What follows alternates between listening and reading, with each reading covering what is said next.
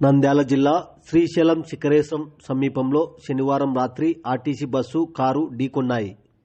శ్రీశైలం నుంచి దోర్నాల వైపు వెళ్తున్న తెనాలికి చెందిన కారు, దోర్నాల నుంచి శ్రీశైలం వస్తున్న ఆర్టీసీ బస్సు ఎదురెదురుగా ఢీకొన్నాయి. ఈ ఘటనలో ఎవరికీ ఎలాంటి ప్రమాదం జరగలేదు. కారు పూర్తిగా డ్యామేజ్ అయింది.